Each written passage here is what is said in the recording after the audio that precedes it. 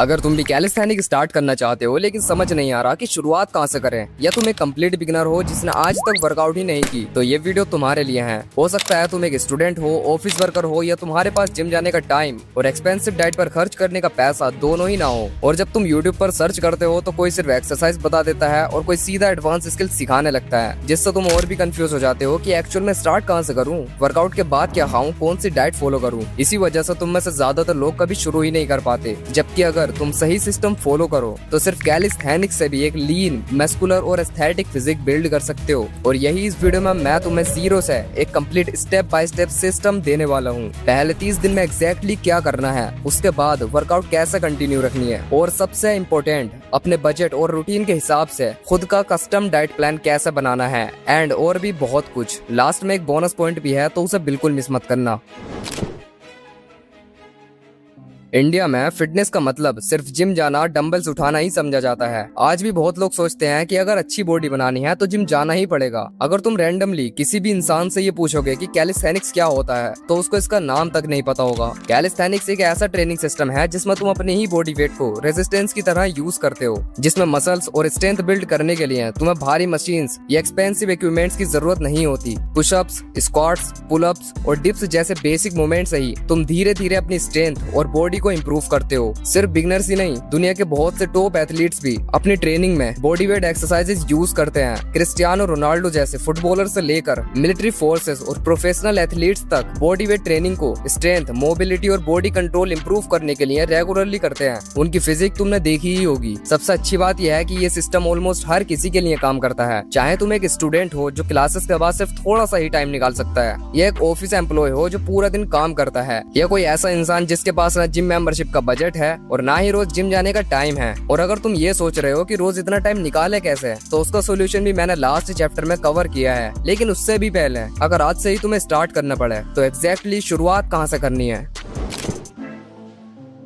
अब मैं चाहूँ तो चैट जीपीटी से एक वर्कआउट प्लान बनवा कर तुम्हें दे सकता हूँ, लेकिन उससे ना तुम्हें कुछ समझ आएगा कि ये एक्सरसाइज तुम क्यों कर रहे हो, और ना ही तुम उसे लॉन्ग टर्म तक फॉलो कर पाओगे।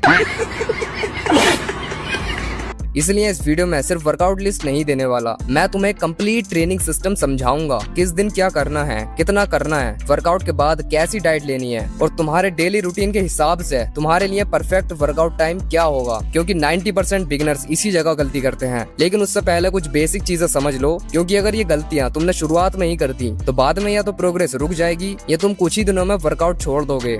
फर्स्ट, अगर तुम बिना वार्म अप के डायरेक्टली वर्कआउट शुरू कर दोगे तो तुम्हारा हाल भी कुछ ऐसा हो सकता है। इसलिए वर्कआउट शुरू करने से पहले 5 मिनट का वार्म अप जरूर करो, जिससे तुम्हारी मसल्स और जॉइंट्स एक्टिवेट हो जाते हैं और इंजरी होने का चांसेस भी काफी कम हो जाते हैं। और दूसरी चीज, बिगिनर सबसे ज्यादा इसी ट्रैप में फंसते हैं। उन्हें लगता है कि अगर हफ्ते में 6-7 दिन वर्कआउट नहीं किया तो रिजल्ट्स नहीं मिलेंगे, लेकिन सच ये है कि यही सबसे बड़ी गलती है। मैं खुद भी शुरू में इसी ट्रैप में फंस चुका हूँ। स्टार्टिंग में सिर्फ 4 दिन वर्कआउट करना ही काफी है। इससे तुम्हारी बॉडी धीरे धीरे अडेप्ट करेगी, रिकवरी भी अच्छी रहेगी और तुम वर्कआउट को ज्यादा टाइम तक कंसिस्टेंटली फॉलो कर पाओगे। ये सेक्शन उन लोगों के लिए है जो आज तक न जिम गए हैं ना ही कभी बॉडी वेट एक्सरसाइजेस की हैं। अगर तुम सीधे 30 दिन वाला रोड मैप फॉलो करोगे तो वो वर्कआउट तुम्हारी बॉडी के लिए अचानक से हैवी लग सकती है, जिससे मसल्स में ज्यादा सोरनेस आ सकती है और कुछ लोगों को चक्कर या उल्टी जैसा भी फील हो सकता है। मेरे चाचा ने भी पहली बार यूट्यूब देखकर ऐसा ही किया था और उनके साथ भी यही हुआ था। इसलिए अगर तुम भी इसी कैटेगरी में आते हो तो पहले ही 8 दिन का एक्टिवेशन सिस्टम फॉलो करो। इससे तुम्हारी बॉडी धीरे धीरे वर्कआउट के लिए रेडी हो जाएगी और उसके बाद तुम 30 दिन वाला रोड मैप ज्यादा कंफर्टेबली कर पाओगे। और अगर तुम पहले से ही कभी कभी वर्कआउट करते आए हो तो इस सेक्शन को स्किप करके सीधा 30 दिन वाला रोड मैप पर जा सकते हो।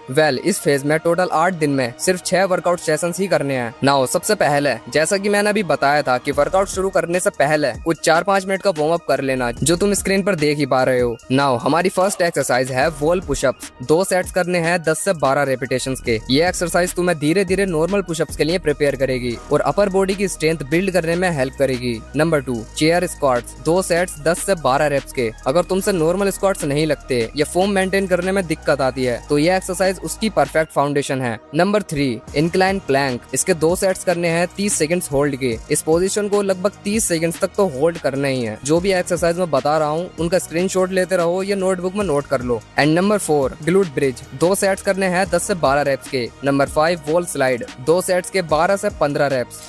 जब तुम्हारा डे 1 कंप्लीट हो जाएगा तो अगले दिन तुम्हारी मसल्स में दर्द या सोरनेस फील हो सकती है, लेकिन याद रखना ये बिल्कुल नॉर्मल है और सिर्फ शुरुआत के 2 से 3 दिन ही होता है। इसीलिए इसकी वजह से एक भी वर्कआउट मिस मत करना। जैसे ये 8 दिन का एक्टिवेशन फेज कंप्लीट होगा, तुम्हारी बॉडी अब बेसिक मूवमेंट्स के लिए रेडी हो जाएगी। अब अगले 30 दिनों में स्ट्रेंथ और मसल्स बिल्ड करने के लिए एग्जैक्टली क्या फॉलो करना है। एक सेकेंड, अगर तुम सच में अपनी कैलिस्थेनिक जर्नी शुरू करने जा रहे हो तो कमेंट में स्टार्टेड जरूर लिख देना। देखते हैं इस वीडियो को बस कितने लोग देख रहे हैं और कितने लोग अपनी जर्नी सीरियसली शुरू करने वाले हैं। अब जो प्लान मैं तुम्हें बताने वाला हूँ उसे मैंने 3 फेजेस में डिवाइड कर दिया है। हर फेज 10 दिन का है। हर फेज में तुम्हें 8 दिनों में सिर्फ 4 दिन वर्कआउट करनी है। जब भी 4 दिन की वर्कआउट कंप्लीट हो जाएगी उसके बाद 1 दिन का रेस्ट लेना है।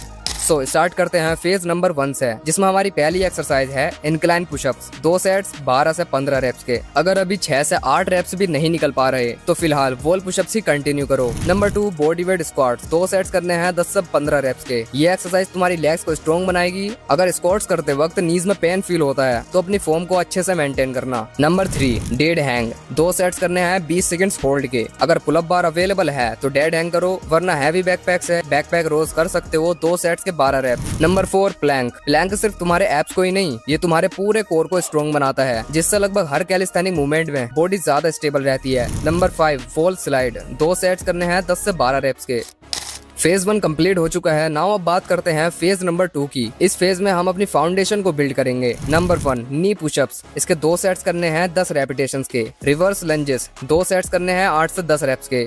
बैकपैक रो 2 सेट्स 8 से 12 रेप्स के। साइड प्लैंक 2 सेट्स 20 से 30 सेकंड्स होल्ड के। ये तुम्हारे साइड कोर को स्ट्रॉन्ग बनाती है। Number 5 scapular pushups. 2 सेट्स 8 से 12 रेप्स के। ये एक्सरसाइज देखने में तो सिंपल लगती है, लेकिन शोल्डर्स को स्ट्रॉन्ग और स्टेबल बनाने के लिए बहुत इफेक्टिव है। अब तक तुमने फाउंडेशन भी बना ली और स्ट्रेंथ भी इंप्रूव कर ली। अब लास्ट फेज में इन दोनों को कंबाइन करके नॉर्मल कैलिस्थेनिक ट्रेनिंग के और करीब लेकर जाएंगे। नाउ अब स्टार्ट होता है फेज नंबर 3, जिसमें हमारी फर्स्ट एक्सरसाइज है पुशअप्स। 3 सेट्स 5 से 10 रेप्स के। अगर एक सेट में भी तुम्हारे 5 से 6 रेप्स निकल रहे हैं तो कांग्रेचुलेशंस। और अगर अभी भी क्लीन पुशअप्स नहीं हो रहा तो जबरदस्ती फोर्स मत करना। हो सकता है तुम्हारी स्ट्रेंथ को थोड़ा और टाइम लगे। कुछ दिन और नी पुशअप्स कंटिन्यू करो और जब फॉर्म मेंटेन होने लगे तब पुशअप्स पर शिफ्ट करना। Number 2 split squat. 3 sets 10 reps के। ये तुम्हारी बॉडी को स्ट्रॉन्ग और स्टेबल बनाएगी। निगेटिव पुलअप 3 सेट्स 5 से 8 रेप्स के। अगर पुलअप बार अवेलेबल है तो अब निगेटिव पुलअप से अपनी जर्नी शुरू करो, और अगर बार नहीं है तो बैकपैक रोज से ही कंटिन्यू रखो। सबसे इंपॉर्टेंट चीज कंसिस्टेंसी है। होलो होल्ड 3 सेट्स 30 सेकंड्स होल्ड के। अगर फ्यूचर में एल सिट, हैंड स्टैंड या फ्रंट लीवर जैसे कैलिस्थेनिक स्किल्स सीखने हैं तो उनकी फाउंडेशन एक स्ट्रॉन्ग कोर ही होती है, और होलो होल्ड वही फाउंडेशन बिल्ड करता है। And last scapular pushups 3 sets 10 से 15 रेप्स के। अब तक तुम्हारे पास पहले 30 दिनों का कंप्लीट रोड मैप है, लेकिन सबसे बड़ा सवाल यह है कि इन 30 दिनों बाद करना क्या है। यही एक प्रॉब्लम थी जो मेरी पिछली वीडियो में रह गई थी। 30 दिन कंप्लीट होने के बाद बिगिनर्स के पास आगे फॉलो करने का कोई प्रॉपर प्लान ही नहीं था, और हो सकता है इसी वजह से कुछ लोगों ने वर्कआउट भी छोड़ दिया हो। So sorry for that, but इस बार मैंने पर्सनली तुम्हारे लिए एक लॉन्ग टर्म सिस्टम डिजाइन किया है जिसे तुम सालों तक भी फॉलो कर सकते हो। हम इसे 4 दिन के अपर लोअर स्प्लिट में फॉलो करेंगे। Upper lower rest, upper lower and rest, और फिर यही साइकिल हर हफ्ते रिपीट होगी। इसमें अपर लोअर वर्कआउट के साथ ही कोर भी ट्रेन होगा, जिससे तुम्हारी बॉडी की हर मेजर मसल ट्रेन होगी। यह सिस्टम मैंने स्पेशली इस तरह से डिजाइन किया है कि चाहे तुम स्कूल या कॉलेज में हो, ऑफिस जाते हो या दिन भर बिजी रहते हो, तुम इसे इजीली अपने रूटीन में फिट कर सकते हो। और इसे अपने शेड्यूल के हिसाब से किस टाइम करना है वो मैंने लास्ट चैप्टर में सिंपल वे में बताया है, इसलिए उसे मिस मत करना। अब बात करते हैं अपनी अपर बॉडी वर्कआउट की, जिसमें हमारी पहली एक्सरसाइज रहने वाली है पुशअप्स। 3 सेट्स के 8 से 15 रेप। ये एक्सरसाइज मेनली तुम्हारी चेस्ट, शोल्डर्स और ट्राइसेप्स को ट्रेन करेगी, जिससे चेस्ट और भी फुलर और स्ट्रॉन्ग दिखेगी। बैकपैक रो 3 सेट्स 10 से 15 रेप्स के। एंड थर्ड पुलअप्स 3 सेट्स 6 से 8 रेप्स के। अब तक तुम पुलअप्स भी कंफर्टेबली कर पा रहे होगे, लेकिन अगर अभी भी पुलअप नहीं हो रहा तो टेंशन मत लो। डेड हैंग, स्कैपुलर पुलअप या निगेटिव पुलअप में से जिस वेरिएशन में क्लीन फॉर्म मेंटेन कर पाओ उसी को कंटिन्यू रखो। नंबर 4 डिप्स 2 सेट्स 8 से 12 रेप्स के। ये तुम्हारी लोअर चेस्ट, शोल्डर्स और ट्राइसेप्स को इफेक्टिवली ट्रेन करेगी। अगर डिप बार अवेलेबल है तो नॉर्मल डिप्स करो, और अगर नहीं है तो चेयर या टेबल की हेल्प ले सकते हो। Number 5 lateral raises. इसको बोतल या बैक की मदद से कर सकते हो। ये तुम्हारे शोल्डर्स को ब्रॉड और चौड़ा बनाएगी। And last bicep curls 2 sets 10 से 15 रेप्स के। कैलिस्थेनिक्स में बाइसेप्स इनडायरेक्टली ट्रेन होते ही हैं, लेकिन अगर और फुल लुक देना है तो ये एक्सरसाइज ऐड कर सकते हो अगर तुम्हारे पास एक्स्ट्रा टाइम हो तो। नाउ अब बात करते हैं लोअर बॉडी वर्कआउट की। Number 1 body weight squats 3 sets 30 reps के। Number 2 Bulgarian split squat 3 sets 8 से 12 रेप्स के। ग्लूट ब्रिज 2 सेट्स 12 से 15 रेप्स के। अब बात करते हैं तुम्हारे एस्थेटिक एप्स के लिए, जो कि अगर ट्रेन नहीं करते हो तो बॉडी में वो मजा नहीं आएगा। इसलिए सिर्फ ये 2 एक्सरसाइज तुम्हारे पूरे कोर को पंप कर सकती हैं। रिवर्स क्रंचेस 2 सेट्स 12 से 15 रेप्स के। बाइसाइकिल क्रंच 2 सेट्स 15 से 20 रेप्स के। अब तुम्हारे पास एक कंप्लीट वर्कआउट सिस्टम है, लेकिन इन वर्कआउट्स को करने का कोई भी फायदा नहीं होगा अगर तुम अपने शरीर को प्रॉपर डाइट नहीं दोगे तो। वर्कआउट कंप्लीट करने के बाद बिगनर्स का सबसे कॉमन क्वेश्चन यही होता है, अब खाना क्या है। और यहीं बिगनर्स सबसे ज्यादा कंफ्यूज होते हैं। कोई बोलता है सिर्फ चिकन खाओ, कोई बोलता है सप्लीमेंट्स के बिना बॉडी नहीं बनेगी, और कोई ऐसी डाइट बता देता है जिससे उसको समझ ही नहीं आता कि अब वो करे क्या। इस चैप्टर के बाद तुम्हें किसी और की डाइट को भी करने की जरूरत नहीं पड़ेगी। मैं तुम्हें खुद का कस्टम डाइट प्लान बनाना सिखाऊंगा, चाहे तुम वेजिटेरियन हो या नॉन वेजिटेरियन, बजट टाइट हो या खाने का रूटीन अलग हो। इस चैप्टर के एंड तक तुम्हें एग्जैक्टली पता होगा कि क्या खाना है, कितना खाना है, कैसे अपनी बॉडी के हिसाब से खुद का कस्टम डाइट प्लान बनाना है। क्योंकि हर किसी का लाइफस्टाइल और बॉडी अलग होती है, तो सेम डाइट हर किसी के लिए वर्क नहीं करेगी। अगर पूरे न्यूट्रिशन में सिर्फ एक चीज सबसे इम्पोर्टेंट है तो वो है प्रोटीन। जब तुम वर्कआउट करते हो तो तुम्हारी मसल्स में छोटे छोटे टीयर्स क्रिएट होते हैं, उन्हें रिपेयर करके और पहले से स्ट्रॉन्ग बनाने का काम प्रोटीन ही करता है। इसलिए अगर तुम मसल बिल्ड कर रहे हो तो प्रोटीन को इग्नोर करना सबसे बड़ी गलती होगी। लेकिन अब सवाल आता है कितना प्रोटीन लेना चाहिए। इसको याद रखने का सबसे सिंपल रूल है, अपने बॉडी वेट का 2 गुना प्रोटीन लेना। मान लो तुम्हारा वेट 60 kg है तो तुम्हारा टारगेट लगभग 120 ग्राम प्रोटीन होना चाहिए। बस अपना वेट 2 से मल्टीप्लाई करो और तुम्हें अपना डेली प्रोटीन टारगेट मिल जाएगा। अब एक चीज जो बिगिनर्स को सबसे ज्यादा कंफ्यूज करता है, क्या प्रोटीन सिर्फ वर्कआउट के बाद ही लेना जरूरी है। सच ये है कि वर्कआउट के बाद का टाइमिंग उतना इम्पोर्टेंट नहीं है जितना पूरे दिन का टोटल प्रोटीन इंटेक है। इसलिए एक ही मील में सारा प्रोटीन खाने की जगह उसे दिन की अलग अलग मील्स में डिवाइड करने की कोशिश करो। इससे बॉडी प्रोटीन को बेटर यूज कर पाती है और मसल्स को पूरा दिन रिकवरी का सपोर्ट मिलता रहता है। अब अगर प्रोटीन इतना ही इम्पोर्टेंट है तो एक और प्रॉब्लम आती है, इतना प्रोटीन लाए कहाँ से। और यहीं बहुत से बिगनर सोचने लगते हैं कि मसल्स बनाने के लिए रोज चिकन सप्लीमेंट्स ये बहुत महंगा खाना जरूरी है। लेकिन सच ये है कि बजट चाहे जो भी हो, हर रेंज में अच्छे प्रोटीन सोर्सेज अवेलेबल हैं। अगर तुम्हारा बजट बहुत ही कम है तो सोया चंक्स, एग्स, मिल्क और दही से ही अपना प्रोटीन टारगेट काफी हद तक कंप्लीट कर सकते हो। ये इजीली अवेलेबल है और बिगनर्स के लिए बेस्ट है। और अगर तुम्हारा बजट थोड़ा बेटर है तो पनीर, चिकन और एग्स ऐड कर सकते हो। इससे प्रोटीन इंटेक भी बढ़ेगा और डाइट में वेराइटी भी आएगी। और अगर बजट की कोई प्रॉब्लम नहीं है तो ग्रीक योगर्ट, लीन मीट और वे प्रोटीन भी अच्छे ऑप्शंस हैं। लेकिन एक बात हमेशा याद रखना, वे प्रोटीन कोई मैजिक पाउडर नहीं है। ये सिर्फ एक कन्वीनियंट फूड है जो डेली प्रोटीन टारगेट कंप्लीट करना आसान कर देता है। अगर तुम एक सिंपल डाइट से भी अपना प्रोटीन इंटेक पूरा कर पा रहे हो तो वे प्रोटीन लेना बिल्कुल जरूरी नहीं है। इसलिए फूड चूज करते वक्त ब्रांड या प्राइस मत देखो, बस इतना देखो कि उससे तुम्हारा daily protein target consistently complete हो रहा है या नहीं। अब तक मैंने तुम्हें बता दिया है कि कितना प्रोटीन लेना है और प्रोटीन किन फूड से मिल सकता है। तो अब मैं तुम्हारे बजट और रूटीन के हिसाब से खुद का कस्टम डाइट प्लान बनाना सिखाता हूँ। मैंने तुम्हारे लिए कस्टम डाइट प्रॉम्प्ट बना दिया है, उसका लिंक तुम्हें डिस्क्रिप्शन में मिल जाएगा। बस उस प्रॉम्प्ट को कॉपी करके चैट जीपीटी में पेस्ट कर देना। सबसे पहले अपना वेट, हाइट, एज और एक्टिविटी लेवल फिल करना। उसके बाद अपना गोल सिलेक्ट करना, चाहे तुम फैट लॉस, मसल गेन या बॉडी रिकॉम्पोजिशन जो भी करना चाहते हो। फिर डाइट प्रेफरेंस में बताना तुम वेजिटेरियन हो या नॉन वेजिटेरियन, और उसके नीचे सिर्फ वही प्रोटीन सोर्सेज लिखना जो तुम रेगुलरली अफोर्ड कर सकते हो, जैसे eggs, paneer, chicken, milk, soya chunks या वे प्रोटीन जो भी तुम्हारे बजट में हो। उसके बाद अपना वर्कआउट टाइम, दिन में कितनी मील्स खाते हो और किस टाइम खाते हो, ये सब चीजें फिल कर देना। बस इतनी इन्फॉर्मेशन देने के बाद चैट जीपीटी तुम्हारा रूटीन, बजट और गोल के हिसाब से एक कंप्लीट डाइट प्लान बना देगा जिसमें कैलोरीज, प्रोटीन और हर मील की एग्जैक्ट क्वांटिटी भी होगी।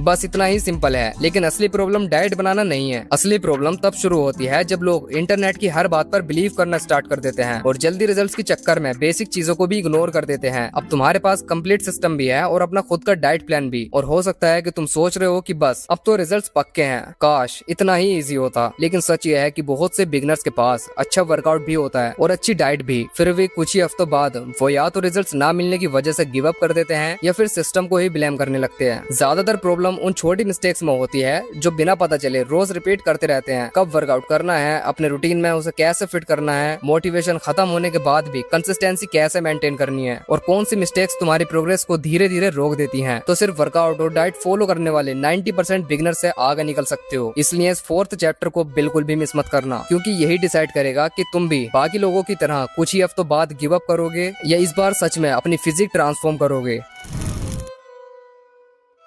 पहले उस बोनस पॉइंट की बात करते हैं जो मैंने तुम्हें स्टार्टिंग में बताया था। वर्कआउट का बेस्ट टाइम क्या है, मॉर्निंग या इवनिंग? देखो इंटरनेट पर इस टॉपिक पर हजार ऑप्शंस मिल जाएंगे। कोई बोलेगा सिर्फ सुबह में वर्कआउट करो, कोई बोलेगा इवनिंग सबसे बेस्ट है। लेकिन बेस्ट टाइम वही है जिसे तुम सालों तक कंसिस्टेंटली फॉलो कर सको। अगर तुम सुबह टाइम से उठ सकते हो, वर्कआउट के लिए जल्दी रेडी हो जाते हो और बिना जल्दबाजी किए एक्सरसाइज कर सकते हो, तो मॉर्निंग वर्कआउट एक बहुत अच्छा ऑप्शन है। इससे डिसिप्लिन बिल्ड होता है और दिन भर एनर्जेटिक भी फील करते हो और वर्कआउट भी दिन की शुरुआत में ही कंप्लीट हो जाती है। लेकिन इसकी एक डार्क साइड भी है। बहुत से स्टूडेंट्स और ऑफिस जाने वाले लोग सुबह या तो लेट उठते हैं या फिर इतनी जल्दबाजी होती है कि वर्कआउट मिस हो जाता है। और अगर वर्कआउट रोज स्किप होने लगे तो उस बेस्ट टाइमिंग का कोई भी फायदा नहीं है। इसीलिए उन लोगों के लिए इवनिंग वर्कआउट टाइम ज्यादा बेटर है। जब तुम अपना स्कूल, कॉलेज या ऑफिस कंप्लीट करके घर आते हो तो शाम 6 से 8 बजे के बीच वर्कआउट करना एक बहुत अच्छा ऑप्शन है। इस टाइम तक बॉडी में अच्छी एनर्जी होती है, वर्कआउट की परफॉर्मेंस भी बेटर फील होती है। मैं खुद भी वर्कआउट इसी टाइम करता हूँ। और एक छोटी सी बात याद रखना, वर्कआउट से 3 से 4 घंटे पहले एक प्रॉपर मील खा लेना। मान लो तुम शाम को वर्कआउट करते हो तो लंच अच्छे से करना, और अगर वर्कआउट से थोड़ी देर पहले भूख लग रही है तो 1 से 2 बनाना खा सकते हो। इससे वर्कआउट के दौरान एनर्जी मेंटेन रहेगी। बस एक बात हमेशा याद रखना, मॉर्निंग या इवनिंग कोई भी मैजिक टाइम नहीं है। मैजिक कंसिस्टेंसी में है। जो टाइम तुम रोज बिना स्किप किए फॉलो कर सको वही तुम्हारे लिए परफेक्ट टाइम है। लेकिन फिर भी बहुत से बिगिनर सब कुछ जानते हुए भी रिजल्ट्स नहीं ला पाते, क्योंकि पता है वो रोज वही छोटी छोटी मिस्टेक्स रिपीट करते हैं जो धीरे धीरे उनकी प्रोग्रेस को रोक देती हैं। जिसमें से पहली ये भी है कि आज मूड नहीं है, कल से करेंगे। लेकिन याद रखना, कल नाम की कोई चीज एग्जिस्ट ही नहीं करती। एक दिन स्किप करना तो आसान लगता है, फिर 2 दिन हो जाते हैं, फिर 1 हफ्ता, और धीरे धीरे पूरा रूटीन टूट जाता है। सोचते हैं कि अब तो मंडे से ही स्टार्ट करेंगे। इसलिए मोटिवेशन का वेट मत करो, चाहे सिर्फ 20-30 मिनट ही वर्कआउट कर पाओ, लेकिन इस हैबिट को कभी मत छोड़ना। दूसरी, खुद को दूसरों से कंपेयर करना। इंस्टाग्राम या यूट्यूब पर किसी की फिजिक देखकर सोचना, यार इसकी फिजिक कितनी अच्छी है, मेरी कब बनेगी। ये कंपैरिजन तुम्हारा कॉन्फिडेंस ओवरकम करेगा। हर इंसान का जेनेटिक्स, डाइट और लाइफस्टाइल अलग होता है। इसलिए अगर कंपैरिजन करना ही है तो सिर्फ अपने कल वाले वर्जन से करो। बस ये देखो कि तुम कल से बेटर बने या नहीं।